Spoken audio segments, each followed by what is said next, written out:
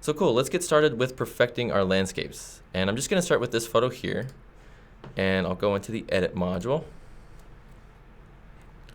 And usually when I'm editing landscapes, the first thing I do is I try to crop it, but since this photo is pretty underexposed, I'm actually gonna set the tonality for the image first. And the reason I shot this photo super underexposed was because I had this sun kind of gleaming into the frame right here, and I didn't really wanna blow out this area too much. B, I could shoot it at ISO 50, so if I do need to pull up on those shadows, there's not gonna be a ton of noise because there's hardly any ISO. And it allowed me to shoot at 30 seconds. So those are a few reasons why I shot this underexposed. And shooting underexposed is a great way, especially if you have light kind of coming in an area in your frame. It's a great way to kind of tone that down, and then you can always go in and just pull up on your shadows or remove some contrast, whatever it may be, but you can always kind of recover that shadow detail, especially if you're shooting RAW. So because I shot this photo in RAW, I'm actually gonna choose a different camera profile. And one profile that I like to choose before I'm basically pulling up on an underexposed photo is this neutral one. And you'll see that by going down, so this is standard, and if I go down to this neutral camera profile, it kind of evens out the playing field just a little bit with your shadows and highlights, and it makes it almost look flat, which is great for us because we want to just pull up on these kind of shadow details, and we want to leave this area kind of to itself. So I would recommend using this neutral if you're kind of having this underexposed photo dilemma. Okay, so now back to the exposure slider. Now I'm just gonna pull up on that exposure slider, and I'm just gonna kind of bring it in. I'm basically staring at this middle area, and the only area that I want to pull up on the exposure, realistically, are these highlighted areas in the kind of rocks down here. Once I have that how I want it, like it is now, about half a stop up, that's about perfect. That's all I really need to pull up on the exposure, because if I pull up on it any further, if I hold down on my J key, I'm incorporating a ton more true white into my photo, and I don't want that. I'm not mad at a little bit of true white, but I don't want a ton of it on my shot. So let's go back to that about 0.6 of a stop. And now what I want to do is I want to pull up on these shadow areas in my shot. Well, typically with an underexposed photo that's this dark, I like to start out with my contrast slider, and I'll pull back on that a little bit. So watch as I pull back on this contrast slider. It's kind of revealing a lot of those darker tones in my photo, and I'm not actually pulling up on the shadow slider. I like to use the contrast slider a little bit more than the shadow slider with the underexposed photos, just because the shadow slider's a little bit intense, and it can bring a lot of brightness into your photo with pulling up on those shadows. So I'm pulling back on the contrast just to remove some of that contrast and bring out these kind of darker areas. And now I'll go down, and the next slider I'm going to hit is this midtone slider. And the midtones, I like to think of it as it's pulling up on your grays. So kind of the gray areas, the middle toned areas of your image. It's not your highlights, it's not your shadows, it's your midtones. So just kind of pull up on these midtones, and you'll see it'll just kind of boost up the brightness. And we don't need much, just enough to kind of pull up on these other areas so we have like an evenly exposed photo. And now we can go down to our shadows, and now we'll just pull up on it just a hair. About right there. That's probably about perfect. Not too much, not too little, just enough so we can see everything in frame. Because now we can always go in after we've set sort of this foundational look, and we can add different styles with effects and filters and local adjustments. So I like to use this Develop tab just to kind of set that foundational tone for my shot. And then I like to go and stylize with effects and local adjustments. So the last thing I want to do in here is I just want to go down to my color, and I want to just correct the color a little bit. And I'm just going to use this menu, and I'm going to choose daylight. Oh, cloudy, sorry. And we're going to just choose cloudy just to bring in some of that warm color that was there when we shot the photo. Okay, so now we've set the foundational look. So let's crop this shot. And I'm just going to hit C on my keyboard to grab my crop tool. Just like that. And for this particular image, I really only want to remove this excess area over here and then these people over here. So let's just pull in on these sides about right there. And then we'll move these in a little bit. And I'm actually kind of trying to line up this top left thirds area with this little canal area in here with the water, because I feel like that's part of my subject. So I want to kind of line these intersecting lines up with the rule of thirds areas that are the interesting areas of my photograph, just so it creates sort of a nice little composition. And you'll see that by doing that, I have this little rule of thirds intersection lining up with this leading line. So all these leading lines are leading into this other interesting area. So that's just kind of a quick tip for you guys if you're wondering how to crop a photo. A good way is to just look at your leading lines, maybe place one of these intersecting areas on them, and then try to place another intersecting area on an interesting area on your photograph. And then I'll just pull up on this bottom area like that, and then I'll just pull it down. Perfect. Now we have a cropped photo. So now that we've cropped the photo, we've set the foundational look, now we can go in and we can add detail and add style and get creative with everything. So let's go into our effects tab here. And the first thing I want to do is I want to apply detail. Well, I only want detail applied to the rocky areas in here, not really anywhere around this kind of smooth, soft water. So what we're going to do is we're going to add a filter. I'm going to add dynamic contrast. And I only want it to be applied to this area first. So I'm basically chopping up my photo in kind of the thirds areas. So this foreground area right here, I'm going to deal with first, and we're going to apply detail to it. And then we'll modify these other darker areas around kind of our subject area, and then we'll modify our subject area. So we'll start with this first area, or this first little foreground area, and we'll apply detail to it. And to only apply detail to this foreground area, is we're going to use a masking bug. And to grab the masking bug, we're just going to hit M on our keyboard. And I'm just going to drop this down right here. And now that detail is only being applied to this area. And I'll just kind of remove the feathering. Boom. And now what I want to do is I just want to modify this dynamic contrast filter to kind of suit the needs of this area. Well, there's a lot of little small details in here that could be brought out. So let's pull up on this small slider a little bit. Not too much, just enough to kind of bring in some of those details, because you really don't want your foreground leading line area more relevant in your photo than your subject. So, just a little bit of detail just to kind of make this area pop. And then we're also going to go in and we're going to add a little bit of true black.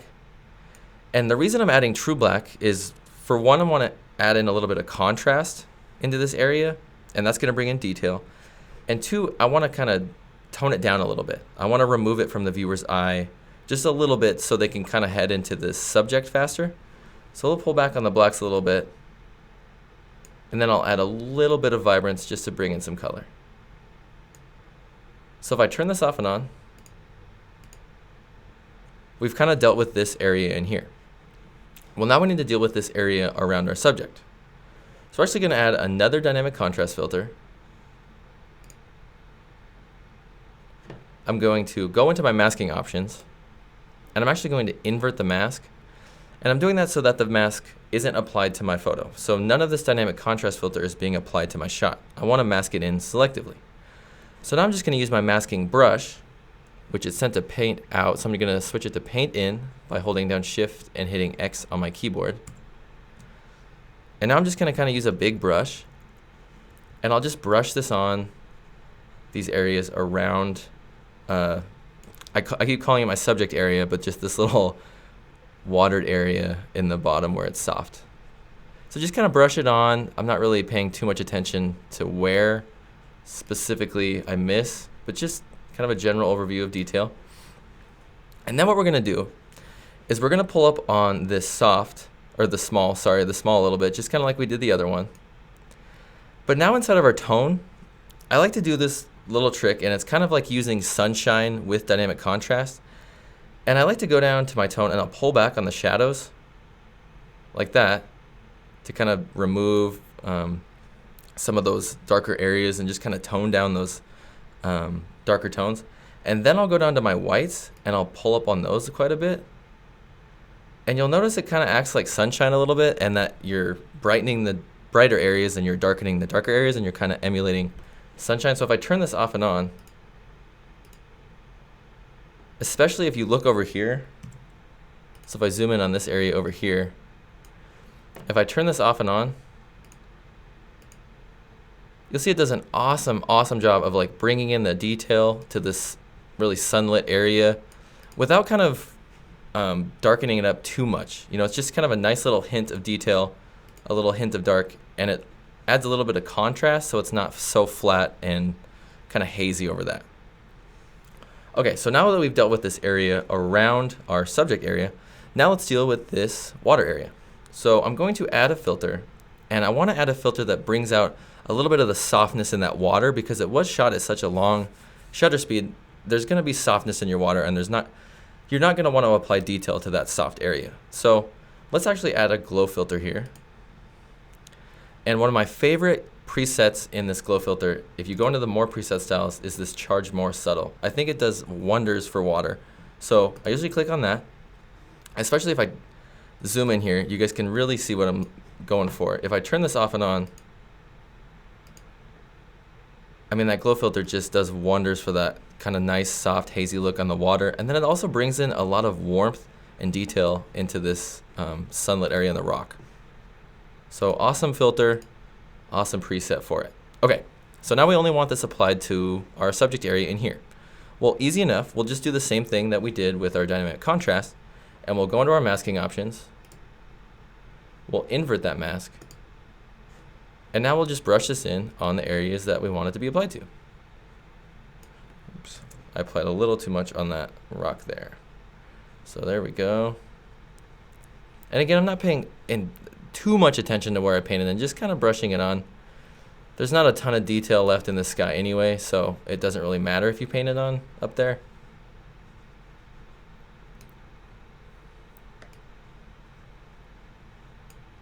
So if I turn this off and on, I mean, see, it just does an awesome job for water. So I would definitely recommend this glow filter, especially for water. It does a really good job of just bringing in a soft look. Okay, so now that we've kind of dealt with the foundational effects, as you could say, for these little areas around our photo, let's go in and let's stylize it a little bit more. So let's go into the kind of the creative aspect of the filter world, and let's add a photo filter here. And the reason I'm adding a photo filter to this shot is I want to bring back some of that blue color in this area on my water, or in these rocks. So using a photo filter, it's basically like applying a filter onto your lens after the fact. So let's go in here, and I'm going to go into my preset styles, and I'm going to go down to polarizer. And just right off the bat, just by adding this polarizer preset, you'll notice it does a lot of just kind of bringing in some contrast, but it also really warms up the photo. Well, the cool thing about these photo filters is you can actually choose a specific color. So I'm actually going to go into my color picker here, and I'm just going to bring it down to a nice blue color, just like that. And now I can go over to my amount, and now if I pull up on the amount, and I zoom into this area,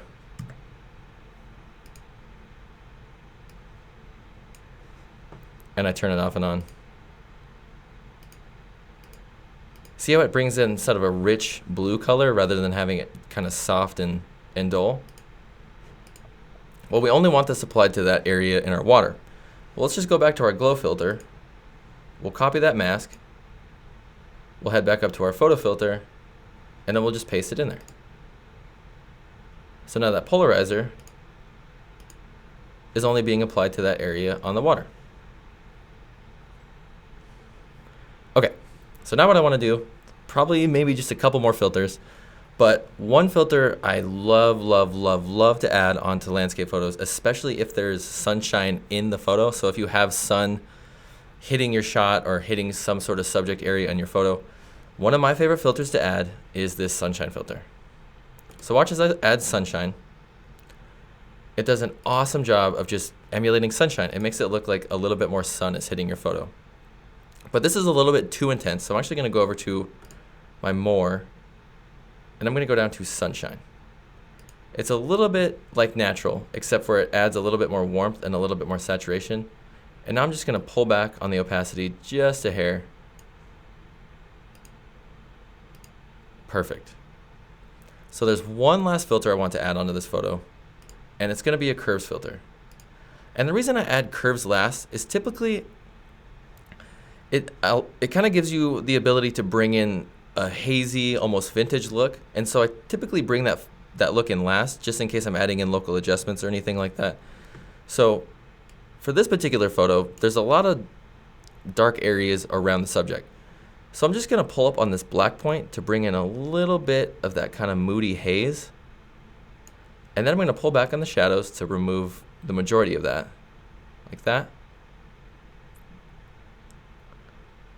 And then we'll just go up to our midtones and we'll just give it a nice midtone boost. Maybe a little less shadow.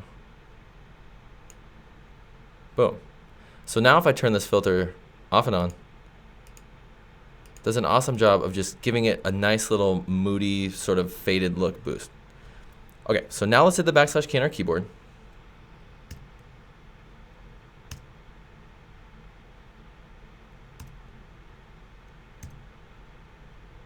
So super underexposed photo, but really easy to bring out those dark details and just pull out all of the little details you want simply by using, your exposure a little bit, some contrast, and then some shadows and midtones.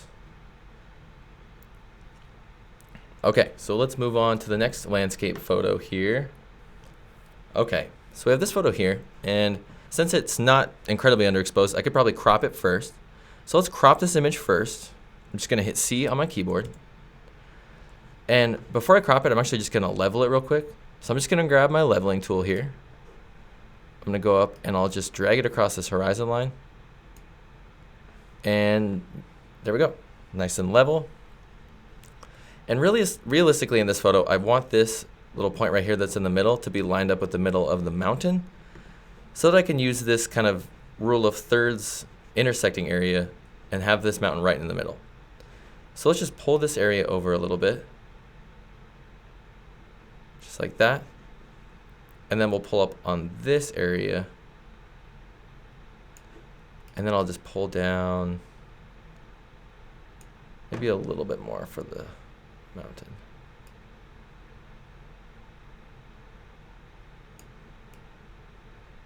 Perfect. Okay, so now we can just hit enter. And we have a nicely cropped photo. So now that I've cropped it, I'm actually noticing that I have some dust spots on here. So a quick way to grab dust spots is just to use your retouch tool. And grab your retouch brush. You can hit R on your keyboard to grab it. And then just brush it on any dust spots and it will magically erase them.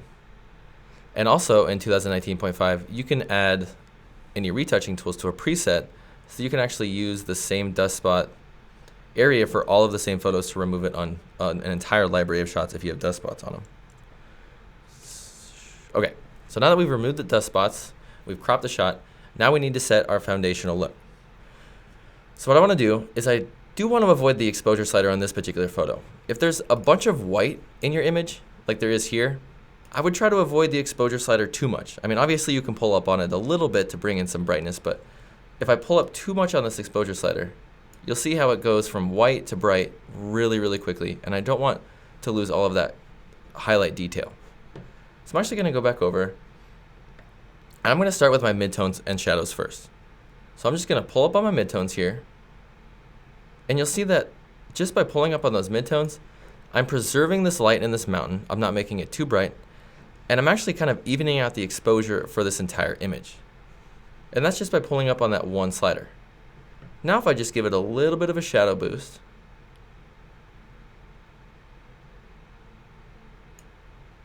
I basically set the foundational look for this shot in 2 sliders. But it's a little bit flat, so we want to add some contrast to it. So let's head up to our contrast. We'll add a little bit of contrast. And I'm actually going to head down to this white slider, and I'm going to boost the whites a little bit as well. Boom. Now let's head down to our color and let's correct the color. So I'll just use this drop down menu and I'm going to choose cloudy. So now if we hit the backslash key on our keyboard, actually that might be a little bit too warm. Let's go Let's just go cloudy, and then we'll just pull back a little bit on the temperature. Boom. Okay, so now same thing. We've set our foundational look, we've cropped the image. Now we need to go in and stylize it, finish it, do whatever we need to do to this photo. So I'm actually going to start out in my effects tab here. I'm going to add a filter, and we're going to start out by adding detail. So let's add dynamic contrast. And if I turn this off and on, it does a really good job of applying, kind of the perfect amount of detail to these rocks, and it also brings out a lot of the detail in this mountain. But it's applied to this water, and I really don't want any detail applied to this water just because it has such a nice, smooth reflection. So a quick way, if you have a situation like this where there's a middle little area that you don't want a filter applied to, you can use a reflected gradient. So I'm going to use a reflected gradient by hitting M on my keyboard to grab my masking bug. I'm going to go up to my shape in my top menu here, and I'm going to choose reflected gradient. Now I'll just drop this down in the middle area, and I can pull these in and kind of remove the feathering.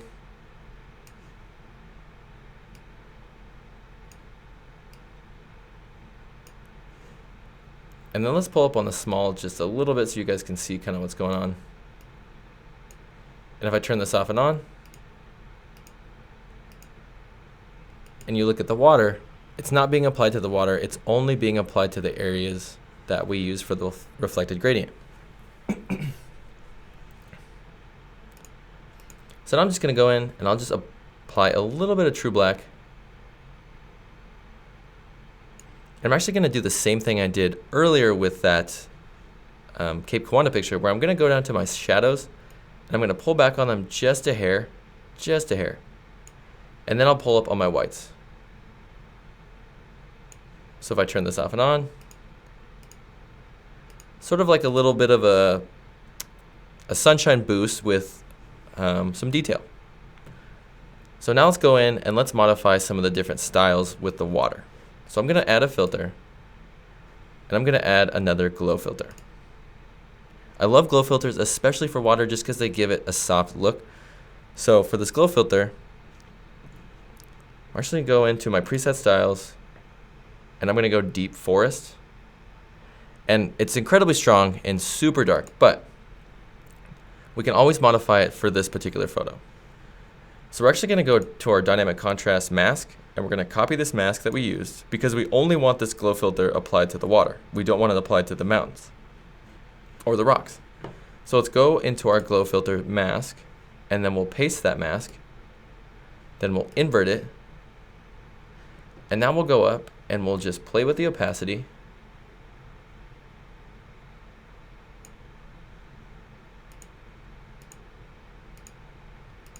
And you'll see it just does an awesome job of bringing in a nice soft glow to the water and not anywhere else. I could probably pull that up a little bit more. I'll actually try to brush this off the water a little bit, or these rocks. So I'm just kind of brushing off these rocks a little bit just to remove it from them. But boom, now we have that water taken care of. So the next thing I want to do is I actually want to go in and I want to bring a little bit more of that color onto this kind of mountain peak, because when I shot this photo, if I go right here, I don't know if you can tell if I zoom in, but there's a little bit of kind of orange on the white in the mountains. So to bring that back, I'm going to go in and I'm going to add a filter, and I'm going to add a photo filter. And I'm going to use this preset 85. And it's incredibly strong in this shot if I turn it off and on. So I'm going to go into my blending modes here. And I'm going to go to my mode and I'm going to choose saturation. So now if I turn this off and on, obviously it's pretty intense, but if I zoom into this mountain here, it does a good job of really pulling in some of that orange color back into the mountain. So let's just play with our opacity a little bit. And now I'll just go and I'll invert this mask. And now I can just brush this in on the areas that I want a little bit more of that warm color.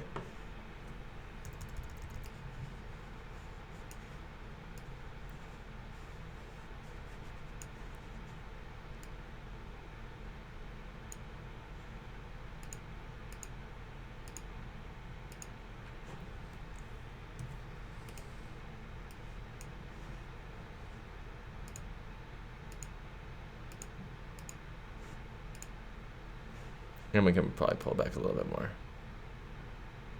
But there we go. So now if we hit the backslash key in our keyboard,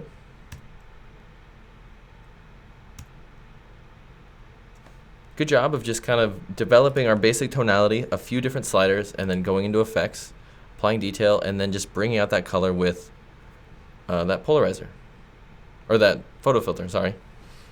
So one of my favorite things to shoot as far as landscapes go is definitely waterfalls. For this particular waterfall, I'm just gonna crop it real quick. And I'm just gonna pull it in so I kind of have this little waterfall area in the middle, and then this rock and this rock kind of act as like a little vignette around it. So we'll just pull this down a little bit. Maybe I'll pull this over.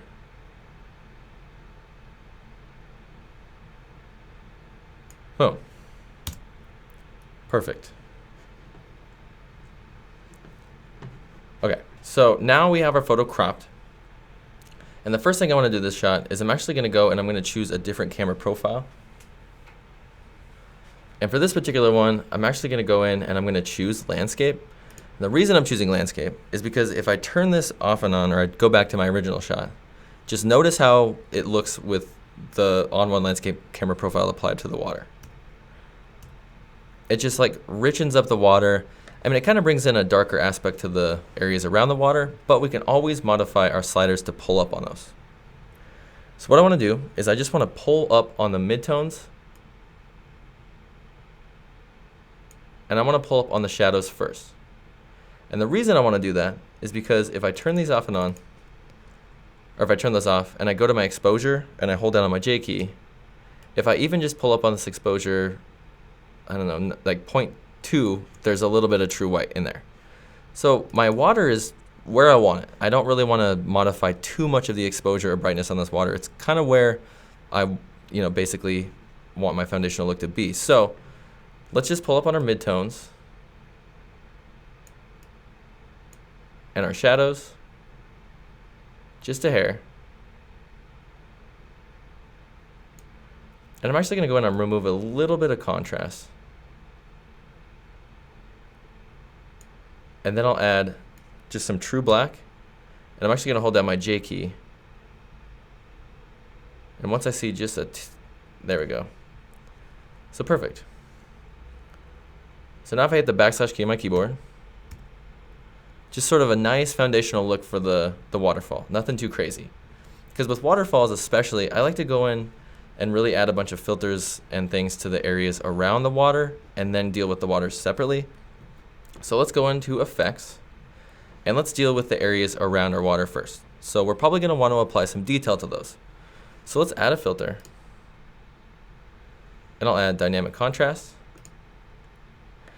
And whenever I'm adding dynamic contrast to a waterfall picture, I typically like to use a luminosity mask. So in this dynamic contrast filter, we're going to go into our masking options, and I'm going to choose lumen. And that's going to create a luminosity mask for me. And a luminosity mask is basically using the dark and bright areas in your photo, and it's basing a mask off of that for you. So if I view this luminosity mask, you'll see it's basically created this mask for this water because this is the bright area on my photo. Well, in masking, white reveals and black conceals. So in this case, all of that dynamic contrast is being applied to the water. Well, I don't want that being applied to the water. I only want it to be applied to the area around the water. So let's invert this mask. So now it's only being applied to that area around our water. And now with this level slider here, we can actually modify the luminosity mask itself. So I'm just going to pull back on my mid-tone point here on this level slider. And then I'm going to pull back on the highlights. And you'll see that removes some of that, even more of that white from the water. because I mainly only want this detail applied to the shadowy areas and kind of the foliage around, and I don't really want it applied in here. So now that we have this mask right here, I'm actually going to brush this off, these areas in the water, because I know I don't want any detail applied there. Boom. So now if we view this mask, and I'll just pull up on this small a little bit so you guys can see,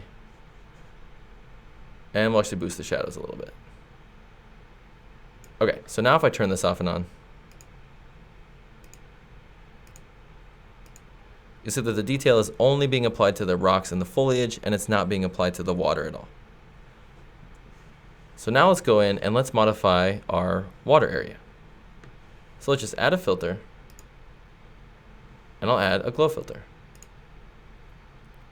And you're probably going to guess which one I'm going to choose, but one of my favorite ones is still Charge More Subtle, because if you just look and you zoom in here, and I turn this off and on, it just brings in so much to the water. So I'm going to choose that Charge More Subtle. And because I don't want it applied to anywhere around the water, I'm going to go into my masking options, and I'm going to choose Lumen. And now if I view this mask, it's only being applied to the water like it was before. And then we can just go and we'll do the same thing, but we'll remove some of the midtones and the shadows.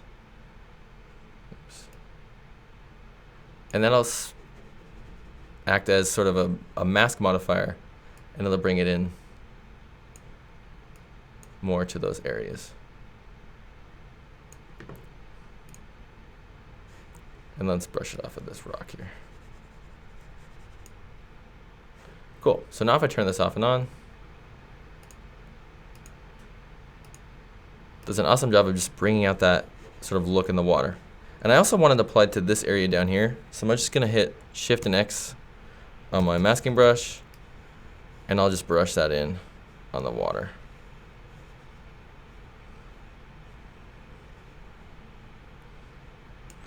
I'm actually just going to brush it on this rock, because then it'll kind of look more natural. Okay, cool. So now we have our glow for our water, and we have our dynamic contrast for all of the areas around our water. So now let's modify our color a little bit, because it seems a little bit cool. So I'm just going to add a filter, and I'm going to add a split tone. And I'm actually going to go into my highlights, and I want it to be a little bit blue, because I do like that blue look on the water. But my shadows, I definitely don't want those to be blue. I want those to be a little bit more green and warm. But I'm actually going to use this color dropper, and I'm just going to drop it on an area of green in here. And I'll pull up on the amount just a hair. And then I want to kind of balance these out, so I'll pull up on the balance. So now if I turn this off and on, just kind of remove that kind of green color cast from the water, that blue color cast from the water, and then brought a little bit more green in here. I'll actually kind of remove some of that. There we go. That's a little bit better. Cool. Okay. So the last few things I want to do for this waterfall is I'm actually going to add a local adjustment layer. And I want to add a local adjustment layer, and I want to just kind of brush a little bit more light around these kind of green areas in here and then over here. So let's just go into our local adjustments, and I'll go into my preset styles, and I'm going to use reveal shadows. And now I'm just going to brush this on. And I'm not really too worried about, brushing specifically in this area. It can kind of overlap, because we're going to go over and we're going to modify the opacity for this. Okay, so now let's go over and we'll pull back on the opacity quite a bit.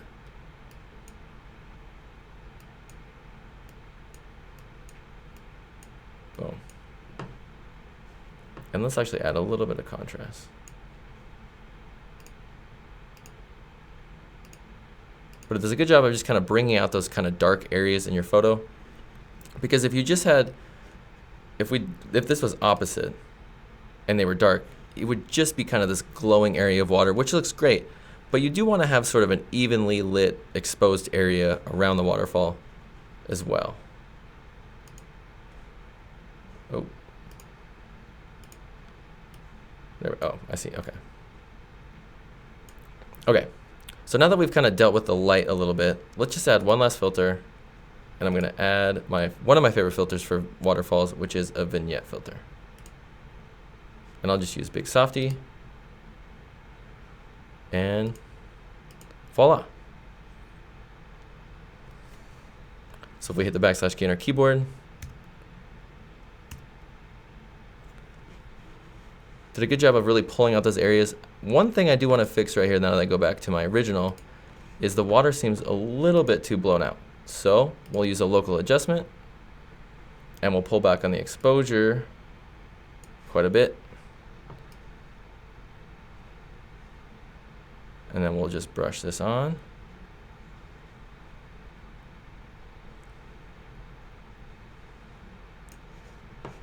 And I'll pull back on the opacity to kind of make it more natural.